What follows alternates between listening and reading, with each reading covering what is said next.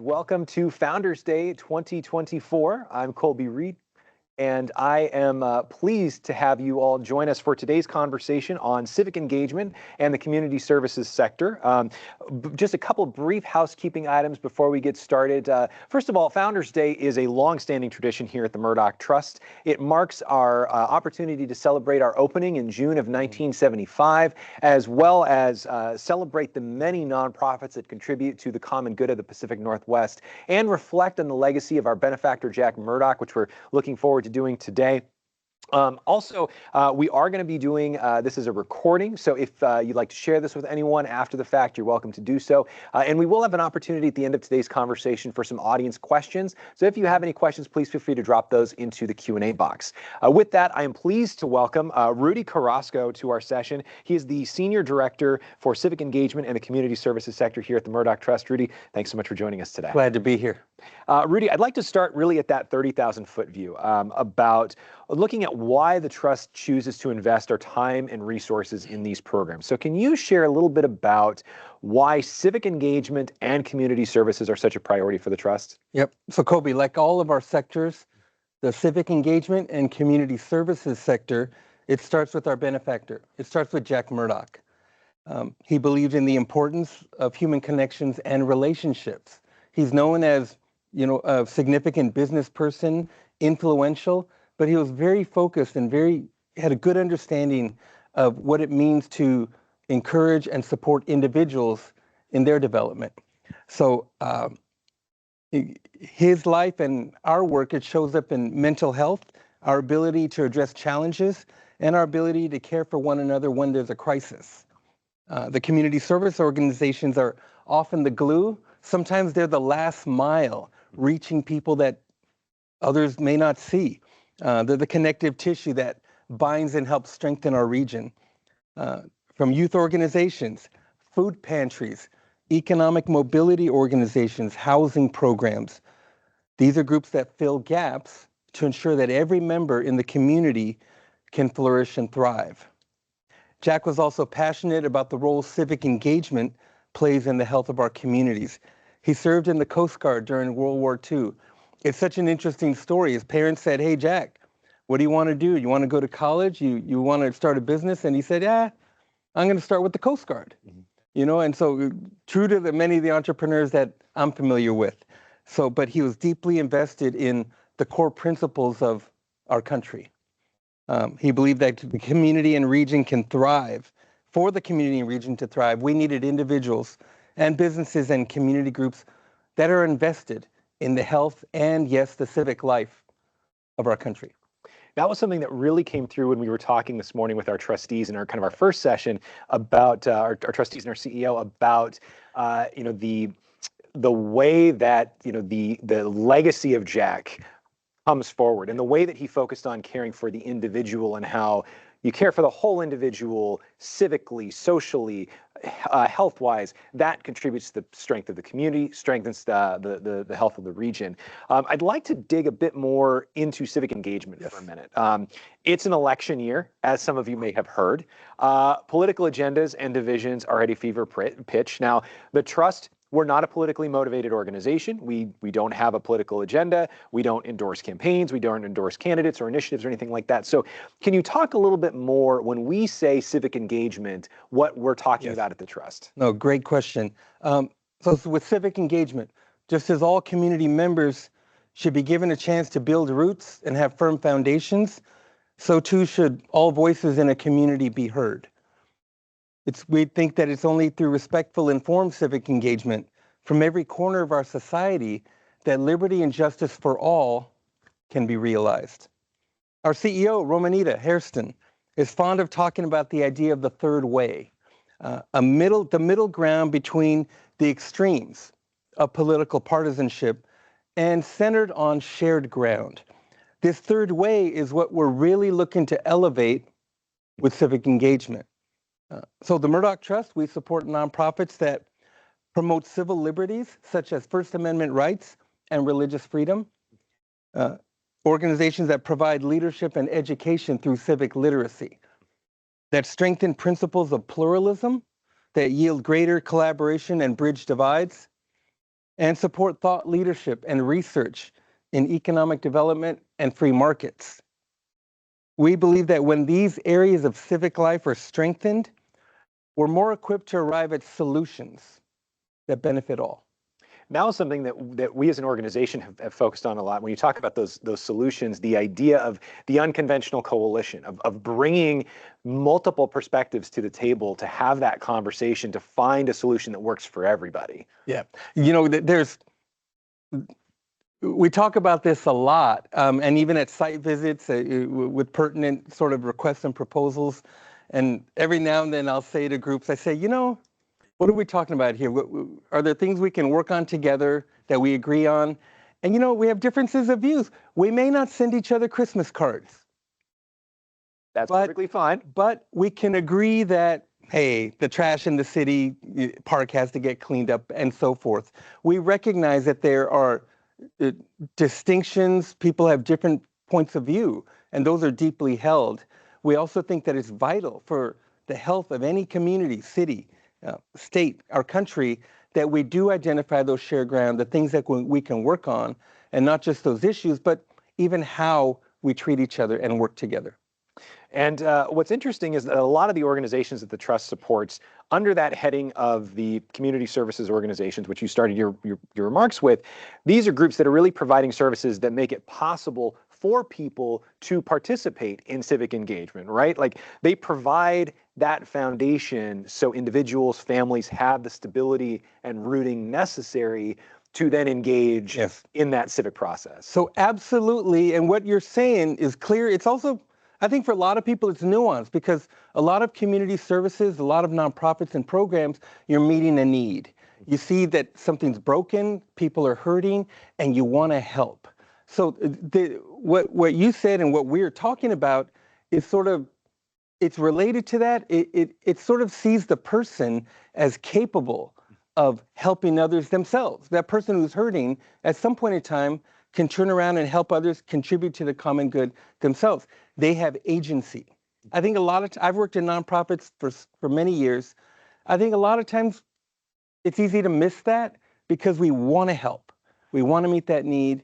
And it's important to remember that the people have agency, that they can turn around and be a part of the solutions with us. So we think that strong communities include pathways of life transformation toward this end of also contributing. We see there's so many spaces in our community: children and teens preparing for the future, young adults and families becoming rooted, an owner growing their small business, a family newly arrived in the United States, an individual in need of transitional housing, a person reskilling after job loss, and veterans identifying their purpose for their next phase of life.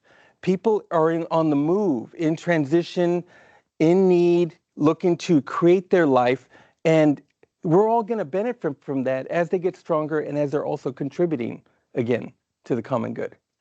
And I find it interesting, you mentioned your background and how you worked in the nonprofit sector for quite a long time. You worked with a number of organizations.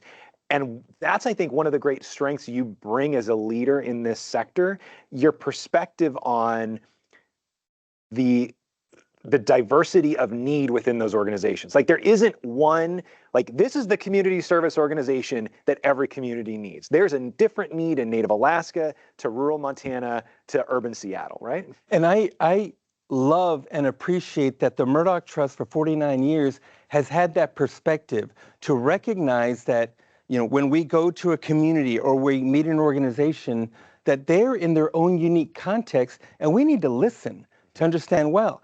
We're up here on the 7th floor on the Columbia River in Metro Portland as our headquarters. We have a 5-state region, but we don't live in so many of the communities that we serve with grants. We absolutely need to understand context. We need to understand not only the context of a geographic space, even how an organization goes about delivering its programs, delivering its mission. So if you've had a site visit from a Murdoch Trust program officer, we ask a question or two or three, as you know. We're trying to really understand well, because eventually we're going to turn that around to our trustees and to the team and say, here is what they're working on. Here is what the opportunity is for us to be involved and participate. So yeah, I've tried to do that. I've known the need to, most of my sort of nonprofit career, I was living in the communities where our programs operated. That was intentional. And what happens is outside of program hours, you're a resident, you're a neighbor, you see what goes on. It's a very different view than what just happens in business hours. And again, I find that now with so many of our organizations that we partner with, they're in their communities. They understand what's going on. And frankly, it's sort of like the concept of subsidiarity. Who is closest to the problem is going to understand it the best. So it's just a joy to, it's humility, it's recognizing we really don't know everything there, but can we partner with you? And I think we actually see some great grants come out of that approach. And that's also, I think, very much connected to the spirit of Jack. He was very much listen to the people who are on the front lines of the challenge, respond and support them in the way that they feel is best. You've laid out quite a lot of the work that we're already doing in these spaces. And you also talked a lot about being in that learner's posture. One of the benefits of this transition that we've gone through to the sectoral model is we have the ability to go deeper into these areas than we ever have before and really immerse ourselves in each of these sectors with a dedicated team. Obviously, there's so much out there. There's so much that we still need to learn. But as you're leaning into this process, can you talk a little bit about what you're hoping to see, what you're hoping to learn, particularly in the kind of the immediate future in these areas? A lot of the work we're doing is it's learning, it's gathering evidence, it's some research to meld together two things. What is our immediate context? What is changing all around us and for nonprofits? Certainly the economy, cost of living, costs of everything, but also balance that with, frankly, things that are sort of either ancient truths, long-standing truths, fundamental core truths. So for example, a healthy organization is just needed from time immemorial. It was needed past 49 years, it's going to be needed in the future. And what makes a healthy organization? Now, at the same time, what do you do when the cost of living is so high, when the educational systems keep transforming and moving around, when there's huge mobility of populations, not just of immigrants and refugees and others, but even just folks who are here in the US having to move around? How do you address those contextual items while balancing the core? So in our research, we're literally looking into everything that we do. And some of you who know us, Murdoch Trust, we decided to sort of have our door open. You can send us an LOI now. You're watching this, you can be typing and submitting an LOI. Our door is open. We'd love to see ideas and solutions that can benefit people. And so in the middle of that, I got into that solutions and the LOI, Kobe. I lost my train of thought. No, you're fine. You were providing some really great context around kind of as we're looking ahead at the future and we're looking at kind of the areas that we want to learn. That really it's up to what does our audience. What matters to the audience? What matters in the regions that we're serving? Yeah. We're never going to be the organization that's going to say this is what the solution. Well, I shouldn't say never. It's unlikely that we're going to be the organization that's going to say this is the solution that works for this area. We're going to be looking to hear from the audience and hear from those we serve. So with that, I think what I wanted to add is part of what we're doing is when we're proposing internally and increasingly externally, when we're proposing an idea, a thought, or initiative, we're presenting that evidence, that we're being evidence-based. And especially when it's challenging issues, think about strengthening democracy. Across the spectrum, there are opinions, but we're also looking closely at what is working, why is it working, who is involved, what is the fruit of various efforts to strengthening democracy. It's actually, Kobe, it's actually the rigor that we apply to grant applicants. So think about that, all the questions we're asking you in every site visit and with the application. We're even more now, we're applying that rigor. We've had that rigor as the Murdoch Trust. Even more, we're saying, let's check our own assumptions. Let's look at what we believe is true and right, and is there evidence for that? And so there's so many sectors that we're going to be looking at over points in time, but we do grants with community development, economic mobility, food support, small and micro businesses, faith formation, transitional housing, and we value applicants that are thoughtful, but we're also seek to be thoughtful ourselves. We do have a lot of really great questions coming in from our audience. If you have questions for Rudy about the civic engagement and community services sector, you're welcome to drop those into the Q&A box. I will say, if your question is our organization eligible for a grant? That's not something we're going to be able to answer on today's session. We do have some great information on our website that will help you identify if your organization is eligible for that LOI process. But the first question that's come in actually touches on a brief note you just shared. You talked a little bit about the fact that trust works in faith formation. I'd love if you could speak a little bit more about the role that spirituality, faith plays as the trust is looking at specifically the faith formation sector, and also as we're looking more broadly, the trust funds both faith-based and non-faith-based organizations. How that plays particularly in the community services sector. Yeah. So a couple of things. Thanks, Kobe. No problem. Two real people here. Just so we, not as a prescription, but analyzing what we've done, it's about 30% of grants that we've made that go to faith-based or strong faith organizations. So we have a value for that. We see how faith is a part of the solution in the communities and helps to mobilize people to give their best to help others and help the common good. So we have a value for that. And when we look at faith formation, we recognize that not just in the Christian tradition, but in many faith traditions, there's the idea of how is your faith being lived out? How is it benefiting others? How are you loving your neighbor? And certainly in my tradition, we extend that. We're like, well, actually, it isn't just loving your neighbor. You can actually look pretty closely about whether or not what the words that you say are being lived out. Mm-hmm. And so it's the lens we've had. If anything, we're kind of we're not changing, but we're going deeper into that. We're asking those deeper questions, mm-hmm.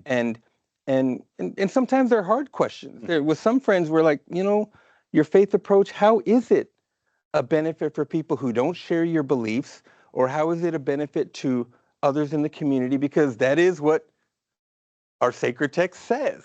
There is supposed to be blessing and benefit for others. The scripture in the Bible, God causes the rain to fall on everyone, mm-hmm. not just on some.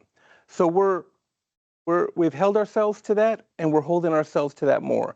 And again, it's not just in Christian tradition. In other traditions, we're asking those questions about how does that benefit the common good? Mm-hmm.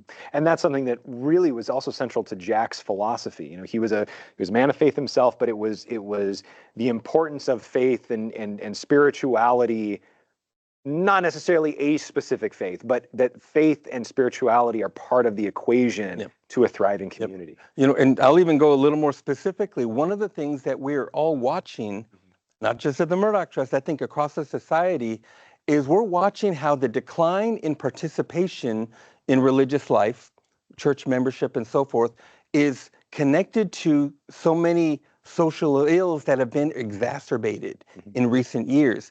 And even to the point, there was an article in The Atlantic, I think in April, by, I don't remember the writer's name, but he said, starting out, he says, I'm not a person of faith, but let's talk about some evidence.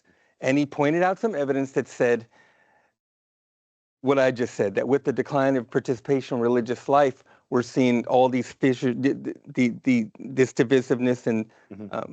Coming apart in society. He ends the article and he says, his last paragraph, he says, now, having read all this, I am not promoting that we all run out and join a church. He said, I believe what I believe.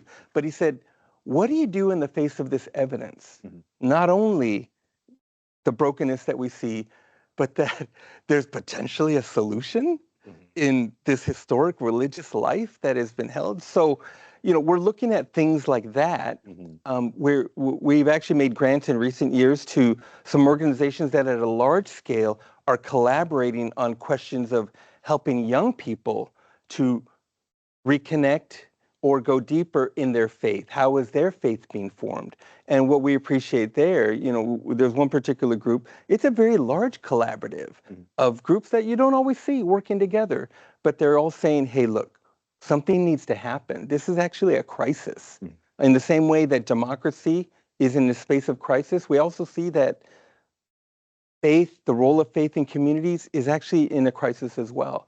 And so those are two areas where we are talking to people, learning what we can, finding the evidence, and seeing, what's our role with those things. Excellent. Appreciate being able to go kind of deeper on that one area of the work. Would love to take a step back and look kind of more broadly in terms of the priorities in these communities. Particularly, we've just gone through huge shift with COVID, historic, political shifts and societal shifts over the last 3 to 4 years.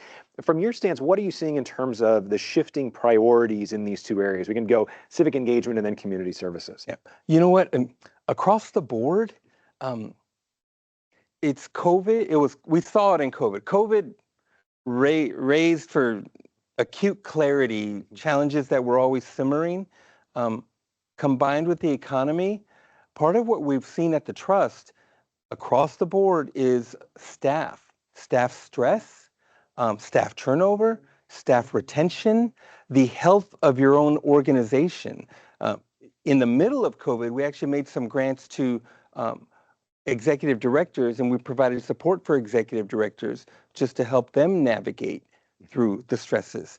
And now we've seen more than ever that some grants will make where the organization is not able to keep the person because there wasn't enough support.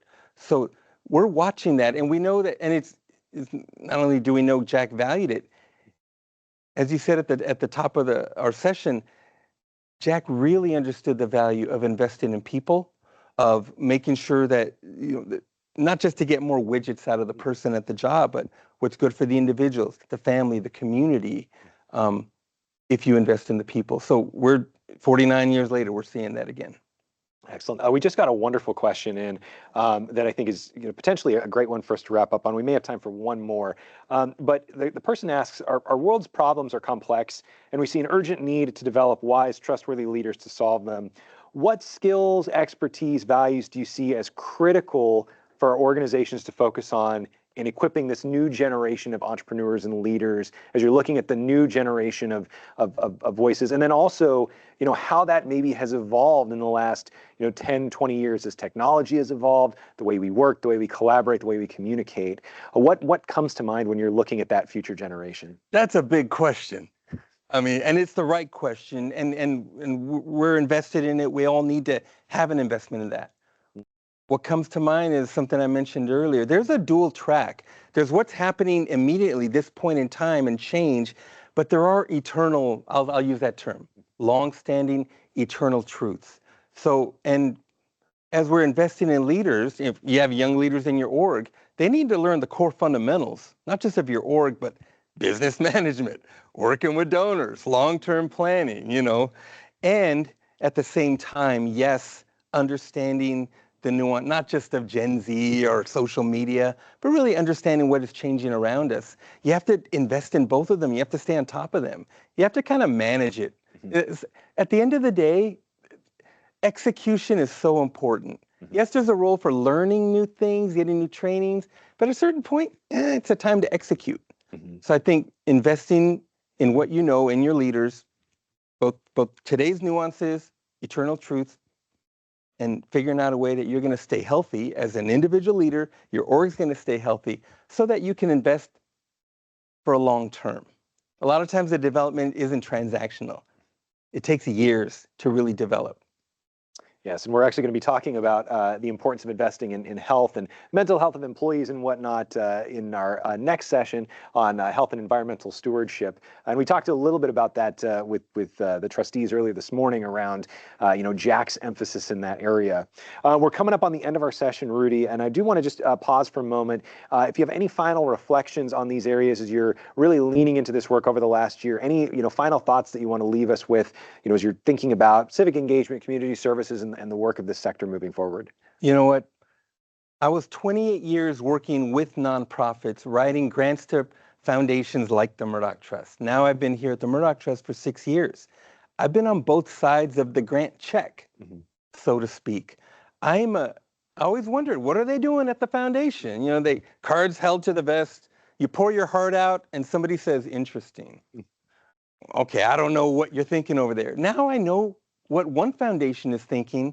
We're trying like anybody else is. And I love that about us. This isn't a self-congratulation session or pat Murdoch's trust pat yourself on the back. But I think it's important that people can meet us and hear a little bit that we're actually trying to do the same work as they are. We're listening. We're really working hard to listen to nonprofits when we have a conversation with you, when we have an email exchange, that we mean it. When we say serving the common good, helping nonprofits, helping leaders, we mean it. So I'm glad that's what I wanted to punctuate our conversation with. And I love that you threw in there, you having worked with the Murdoch Trust, you now know what one foundation's perspective is. Our CEO, Romanita Hairston, very fond of saying, when you've spoken to one foundation, you've spoken to one foundation. So it's wonderful that we've had the opportunity to learn a little bit more about the Trust perspective on civic engagement and community services. Rudy, thank you so much for joining us today. We appreciate all of you joining us, watching live. Again, there will be a recording that you will receive of today's conversation. We welcome you to share that with anyone that you think might find interest or value in the conversation. Also, check out our website. There's a lot of really great information on the civic engagement and community services sector. Also, if you'd like to learn a little bit more about some of the grants that we've made recently in this area, our annual report was published just today. That's available online as well, murdochtrust.org/annual report. With that being said, Rudy, thank you again for your time. Thank you all for joining us, and we hope you have a happy Founders Day.